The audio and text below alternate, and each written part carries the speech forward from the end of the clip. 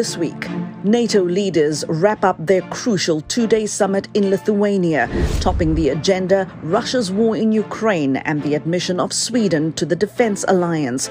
We'll bring you reporting from Vilnius. How will the decisions made at the summit impact Africa as a region? And does the continent need its own NATO-style mutual defense pact? Straight Talk Africa starts now.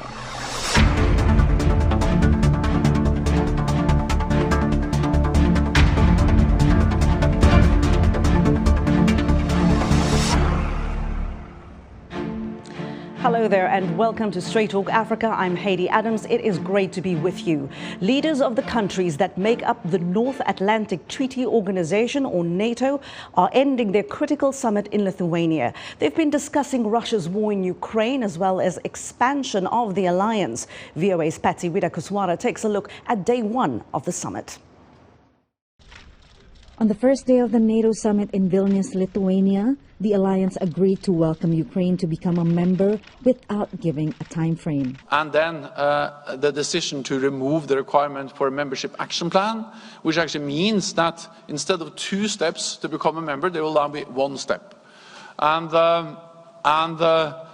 we also made it clear that the invitation will be issued when conditions are met. Stoltenberg's proposal is a compromise. Some leaders, including U.S. President Joe Biden, worry a fast track for Ukraine membership means war with Russia.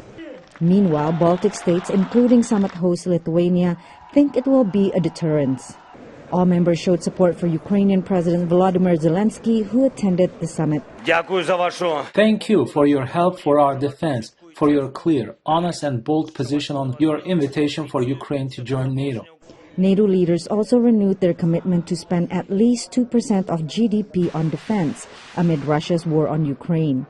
Moscow's aggression has driven countries to join the alliance, soon turning it into a 32-nation bloc. And this is a historic moment, the adding of Finland and Sweden to NATO is consequential. Sweden's accession was secured after alliance member Turkey dropped its objections, partly because of Biden agreeing to push the sale of American-made F-16 fighter jets that Ankara has long sought to purchase. Sweden has agreed to back Turkey's bid to join the European Union. I believe that it is now time for consultations at the level of heads of state within the scope of the strategic mechanism, and today I see this meeting at the NATO margins as the first step towards that. The summit ends Wednesday, and Biden will head to Helsinki to meet with Nordic leaders. Patsy Widakuswara, VOA News, Vilnius. Well, joining us now from Vilnius, Lithuania, is Associated Press correspondent Philip Crowther. He's at the NATO summit and joins us now. Philip, thank you so much for being with us. Look, the issue of Ukraine's future NATO membership has loomed large over the summit. A communique put out by the alliance now says there is no new timeline for a future invitation for Ukraine to join NATO. All of this leaving President Zelensky rather frustrated, doesn't it? Yeah, essentially, yes, because what he wanted from this NATO summit more than anything was that concrete timeline so that Ukraine and its government can imagine when exactly they could join NATO, what exactly they have to do and when they might be able to achieve that. In the end, what NATO leaders here have said and what Volodymyr Zelensky himself has also admitted at his press conference here just a short while ago was that during a time of war between Ukraine and Russia, everybody understands that Ukraine cannot join NATO because essentially that would put the whole of NATO, all 31 member countries now, soon to be 32, it would put all of them on a war path with Russia, essentially. That is an understanding that everybody has. But there is still this frustration. And in fact, Zelensky called these negotiations that were happening here yesterday absurd. Today we heard a more positive point of view from him. He has shown gratitude, if you will, for the continued military help that Ukraine will be getting. But I think it's fair to say that a lot of Ukrainians believe, and members of the government as well believe, that Ukraine deserves NATO membership because it has now been fighting Russia on Europe's doorstep for over 500 days. Philip, has the summit helped or has it hurt Ukraine? I mean, does President Zelensky come away from the summit with anything tangible, any assurances about the future from this alliance that he so badly wants to be a part of? He does somewhat, but things are a little bit vague because it is clear here that NATO membership will only start being discussed in earnest once the war ends between Ukraine and Russia. And I think we all know that wars don't end very easily these days. There isn't necessarily a ceasefire or a peace declaration. Can you imagine one between Ukraine and Russia right now? It is very hard to envisage that right now. And that is why there is that frustration from Ukraine about a lack of a timeline. But there is something to take home here for Volodymyr Zelensky. What he gets from NATO here are further security guarantees that are in fact being displayed right now as we speak by the G7 countries together with Ukraine. There will be more military help. There will be continued military aid from NATO member countries with, of course, the United States at its helm. That is something that will continue. But of course, we've heard this throughout the war that Russia has waged on Ukraine. Ukraine wants more weapons. It wants them faster than it is receiving them right now. Today we heard Zelensky again calling for more long-range weapons. He will get some from France, for example, but of course he wants and Ukraine needs more. Now, Philip, this was billed from the start as a high-stakes summit that would reshape the security alliance, possibly change the course of Russia's war in Ukraine. How much of that has actually happened? I mean, beyond expansion, this sort of position that the NATO leaders have taken on Ukraine's future membership, beyond all of that, what has the summit actually accomplished? Well, look, it feels a little bit more immediate, that is for sure. There is a war going on in Ukraine right now. This is only the second NATO summit that there has been since that war began, the first one having taken place last year in Madrid. Something concrete that has come out of this just happened a short while ago here. It is called the NATO-Ukraine Forum. It gives Ukraine a seat at the table together with all the other NATO member countries in cases of emergencies. That is a group that can meet. That is something tangible that Ukraine takes away from this, and a new council that has been created for NATO. But what we heard here from, for example, NATO Secretary General Jens Stoltenberg, but also from US President Joe Biden before this summit even began here in Lithuania, that this was already a historic success, according to them. Why? Because NATO has been enlarged, because since the Russian invasion of Ukraine began, Finland has already joined as the 31st member. Sweden, it looks like, could join within the next few weeks if there is ratification in the Turkish parliament. So 2 new members since the Russian invasion of Ukraine began. That shows unity. That is certainly the point of view that NATO leaders have here in Lithuania. Oh, well, we'll leave it there. Philip Crowther, great to see you. Great reporting. Thank you very much. And that was AP correspondent Philip Crowther speaking to me there from the NATO summit in Lithuania. And we're going to take a short break here on Straight Talk Africa. And when we come back, how might the outcome of this NATO summit affect Africa as a region? My guests are standing by to discuss this. All of that when Straight Talk Africa returns. In times of change, when the world seems uncertain and what we hear doesn't reflect what we see, we seek the truth. When we are told only part of the story, we lose trust. In moments of crisis, our dreams, hopes, and wishes for a better tomorrow depend on a free press. At Voice of America, we bring you the stories that people take risks to see. We connect the world and unite it with truth. At Voice of America, we show you the whole picture.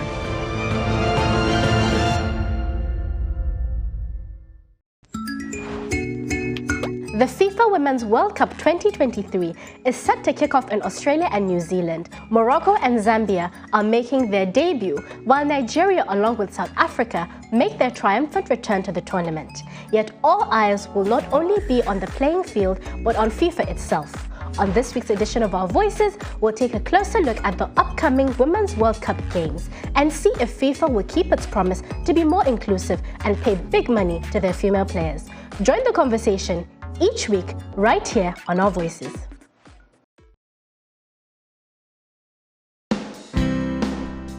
Health, wellness, sport, beauty, medical breakthroughs. Healthy Living cares about your well-being. What are the main health concerns in Africa and around the world? Find out the latest on coronavirus. Connect with our experts and ask them questions. How long does the virus stay? Join me, Linor Moudou, in Washington every week on Healthy Living, right here on VOA.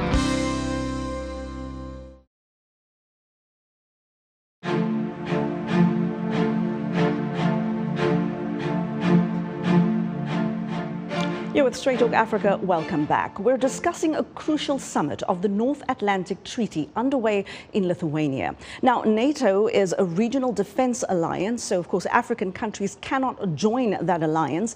But the decisions made at summits like these, especially around Russia's war in Ukraine, affect countries in the so-called global south. So how will this NATO summit end up impacting Africa as a region? Well, joining me now to discuss this are Professor Kwaku Nwama from American University School of International Service, that's here in Washington, and joining us from Johannesburg, South Africa, is political analyst Marissa Lorenzo. Professor and Marissa, a warm welcome to both of you. And Professor, I'm going to start out with you here. African countries, of course, as we said earlier, cannot join NATO because, of course, this is a regional security alliance. Professor, what does it tell us, or what does it reveal to us about the fact that Africa does not have a seat at the table when it comes to matters of global security, major military alliances, and issues that end up impacting the Africa as a region? Well, thanks for having me. The NATO summit, as you already said, this is NATO is a private club. They have the right to invite who they want to invite. Africans are not members, so that's okay. But there are international forums where Africans have a say, and the big one, of course, the United Nations. That's where we should try and get a bigger role in the Security Council. But Africa has its own collective security systems, and those are the things that really matter. And the point is, African security really is determined by factors that are domestic, factors relating to good governance, economic development, and respect for human rights, and things like that. And so those are the things that we should pay attention to, not the decisions that are made in NATO, even though they impact some of the things that happen to Africa.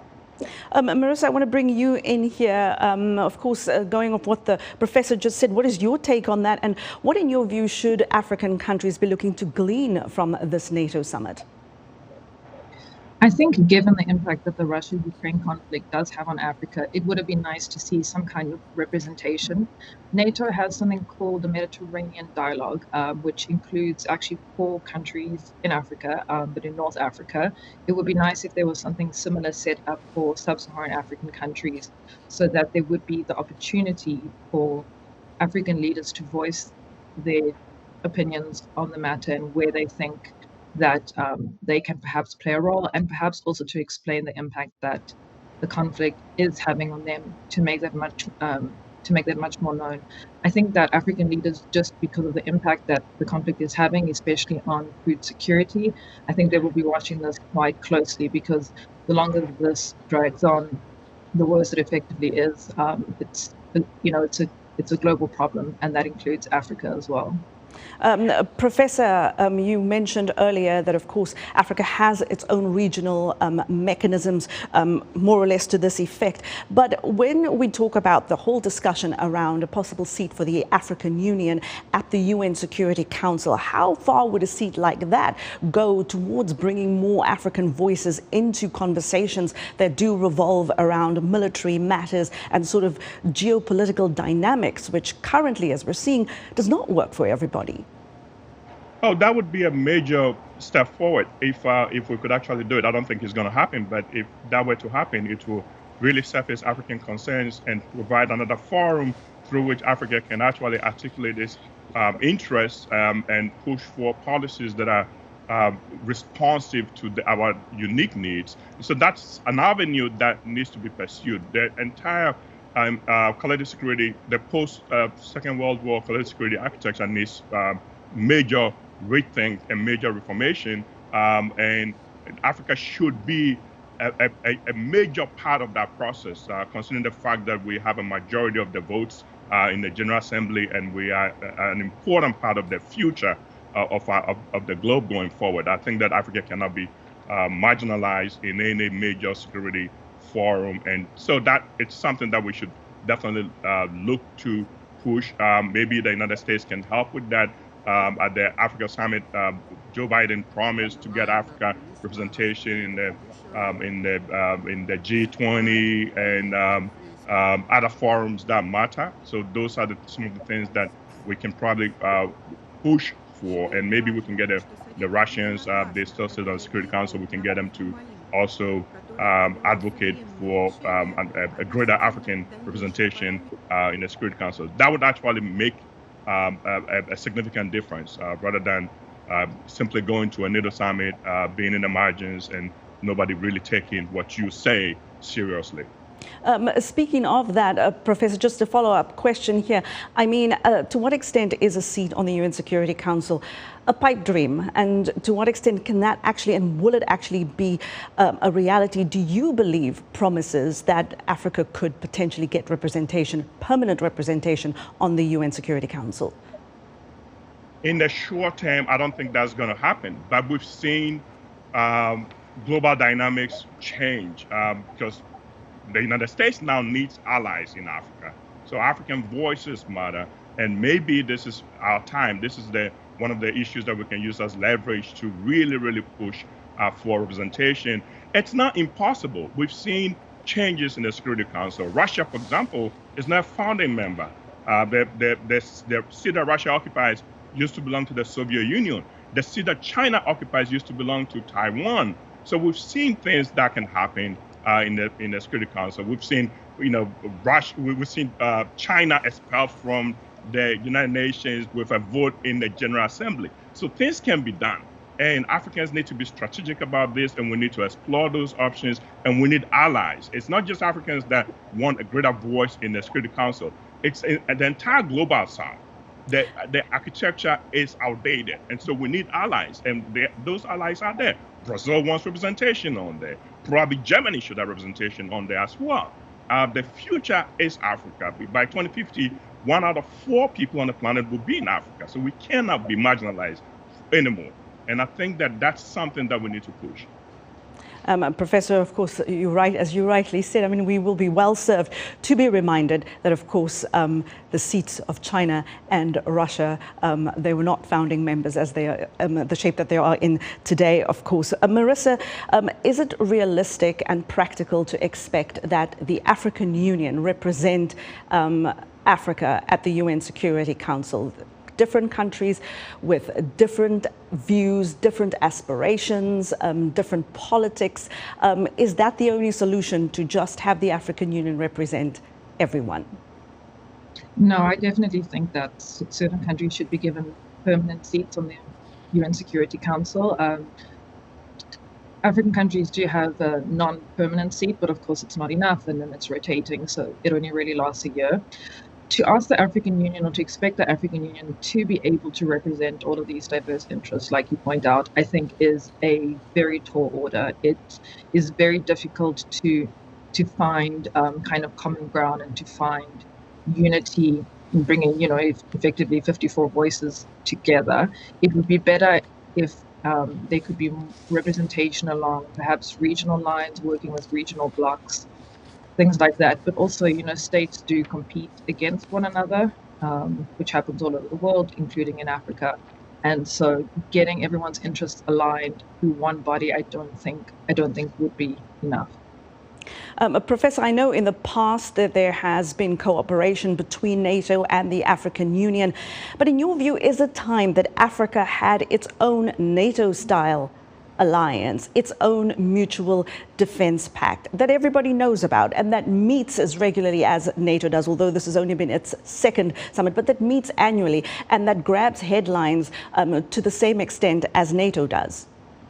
Well, Africa has one. It's called the Africa Union, and leaders meet every year, and they talk, and we have all these protocols, and the problem is lack of enforcement, lack of funding, and countries are going to pursue bilateral arrangements and unilateral arrangements, but those regional approaches are there. You just have to find a way of enforcing them rather than just turning these annual summits into just talking sessions where nothing really gets done. But Africa has a lot of interesting protocols that are there with early warning and cooperation across the security fields, and you have the panel of the wise and the mediation committees. There's a whole bunch of stuff. We just have to fund it rather than ask other countries to pay our bills. We have to commit seriously to making security a priority, and we can do that. And countries also have to do some of this stuff at the domestic level, because that's where the problem really is. And again, if you take care of the issues at home, you prevent conflict, and it's always cheaper to prevent conflicts than to actually manage or resolve it. Marissa, I want to change tack just a little bit. As far as I know, the Russia-Africa Summit is still set to take place in St. Petersburg later this month. What do African countries who plan to go, what do they stand to gain from going, and what do they stand to lose from going? So for the African countries that have recently severed ties with the UN, it is important that they go so that they do have at least one international actor that is in support of them. It's important that they continue to foster those ties, because they wouldn't want to be isolated if something had to go wrong in that regard. For African countries that are neutral, I think it is important that they go. Russia, its influence in Africa is not as dominant as it was decades ago, but it's still a very powerful global actor. And I think that for African countries, even though they've been asked to pick a side, it is important that they have been neutral. And it's important to hear, I guess, what everyone has to say and what everyone has to offer. We're not in a kind of Cold War scenario anymore where it's essential to pick a side. But then in terms of what they have to lose, I would have to say that I'm most worried about South Africa, because we've seen that the US has reacted quite strongly to South Africa's position on neutrality, and they've perceived it as effectively a slight against the US and a vote for Russia. And the problem with that is it's driving very negative sentiment in the market. We've had incidences where South Africa has been accused of supporting Russia, and the local currency has really dropped against the US dollar. So I think that South Africa attending that summit will weigh very, very heavily on sentiment towards the country, which then has a knock-on impact on the currency, which the country takes a knock for a few weeks and it bounces back, but it's taken several knocks already this year over this issue, and that's something that's concerning. Another thing for countries that still import arms from Russia, I think it's also important for them to go.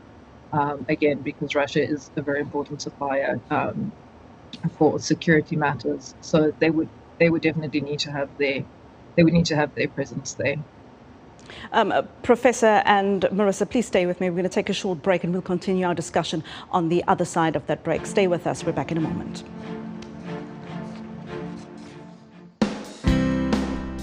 Health, wellness, sport, beauty, medical breakthroughs. Healthy Living cares about your well-being. What are the main health concerns in Africa and around the world? Find out the latest on coronavirus. Connect with our experts and ask them questions. How long does the virus stay? Join me, Linor Moudou, in Washington, every week on Healthy Living, right here on VOA.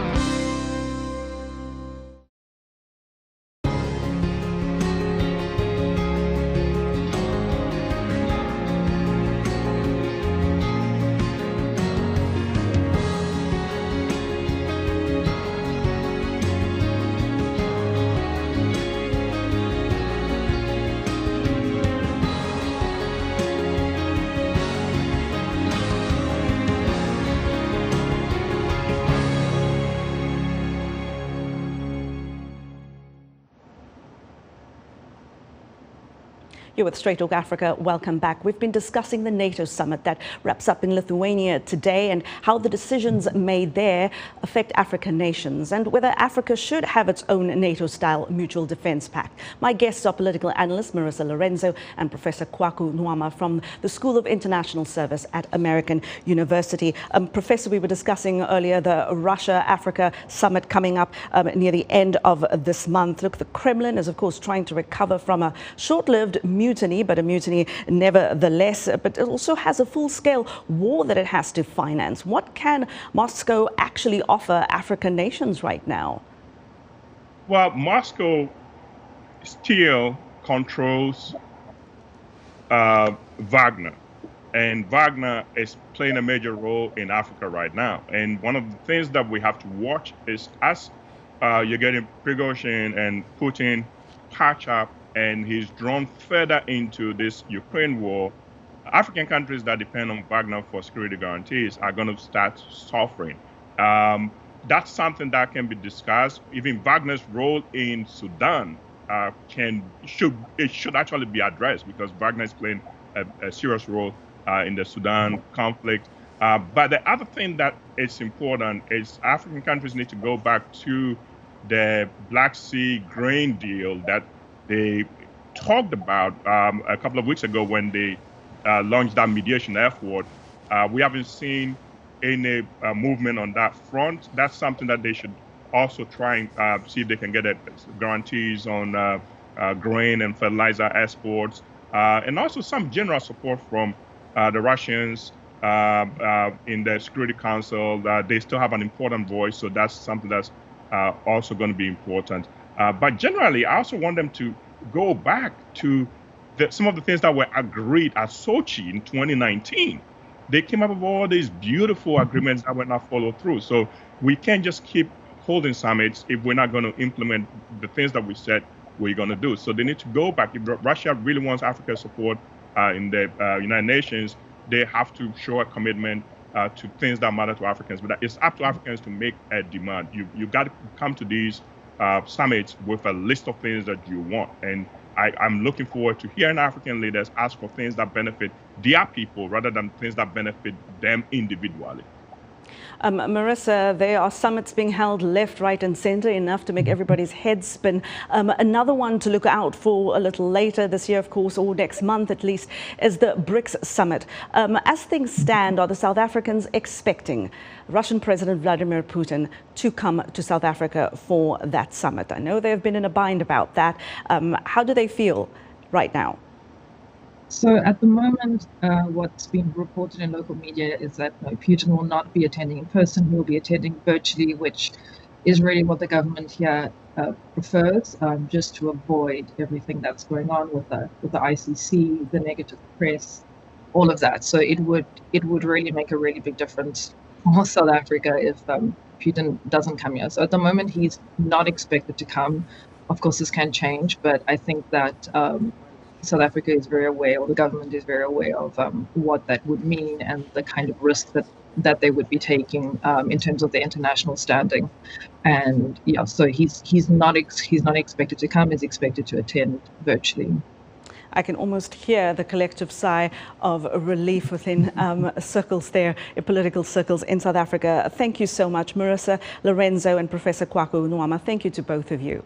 And that is our show this week. Thank you so much for always joining us. A big thank you to all my guests and, of course, to our affiliate stations now carrying Straight Talk Africa across the African continent. Thank you for always watching and for always listening. You can find more news, all the latest news from across the continent on voanews.com and voaafrica.com. And I will see you next time. Until then, it's goodbye.